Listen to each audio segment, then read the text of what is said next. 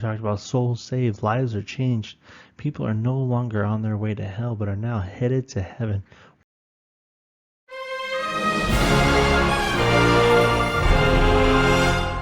Hello and welcome back to YouTube. Thank you so much for being here today. Today we're going to be looking at this thought: should we still run buses? Is the bus ministry still the best thing? And today I hope I answer that for you. The first thing we'll be looking at here is the purpose. What is the purpose? Our purpose is to reach others for Christ, is to help those who are in need, is to help the church fulfill the Great Commission.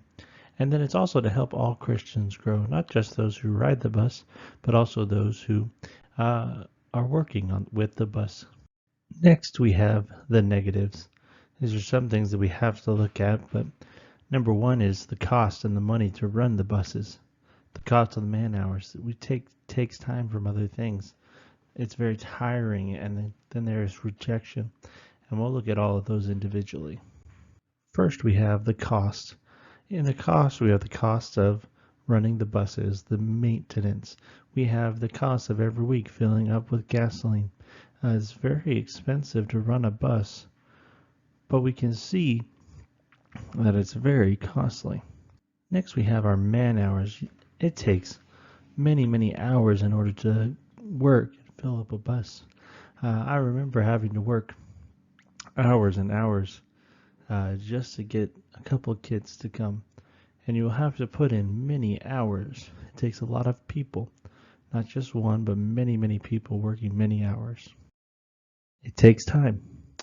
That's the next thing we see here, that it takes time in order to cultivate the kids, in order to go to the kids' functions, and in order to help them when they need help. It's going to take a lot of time in order to run a bus ministry. Of the day. There have been weeks where we've put in 10 to 12 hours a day. Next, we see how it can be very tiring. Getting out there every Sunday is tiring. Saturdays, working it is tiring. Kids running all over the place, screaming and yelling. It can be very tiring to somebody. And that's another negative of the bus ministry. This may be the worst one of all, the rejection.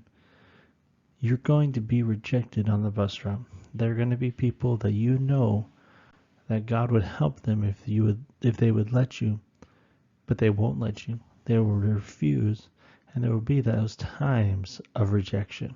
As we've looked at the negatives, now we see the positives.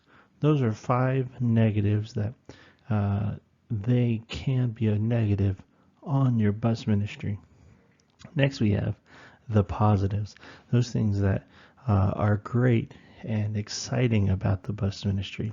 The soul saves, the lives changed, the families helped, new friends, a closer walk with God, and a bigger prayer life. And we'll look at each of these individually. First, we have souls saved. This is the greatest thing of all to see. In Acts 1:8, we have the verse there, where ye shall receive power after that the Holy Ghost has come upon you, and ye shall be witnesses unto me both in Jerusalem and in Judea and in Samaria and to the uttermost part of the earth. This is the Great Commission. This is why we are here as Christians. And on the bus ministry, it's a great opportunity to see many souls saved and won to Christ. Here we have lives changed. As we've always talked about, souls saved, lives are changed. People are no longer on their way to hell, but are now headed to heaven. What a wonderful thing. But also to see how Christians grow and having their lives changed when they put a more emphasis on the things of God. To see lives change is an amazing benefit of the bus ministry. Here we have families being helped.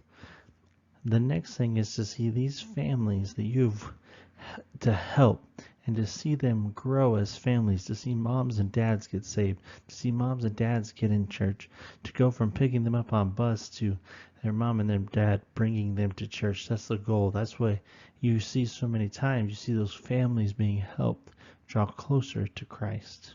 Next, we have meeting new friends. So many of my closest friends are those who I met in the bus ministry. Why was that? You have that of working together with somebody for something greater and better than yourselves. And so you make new friends.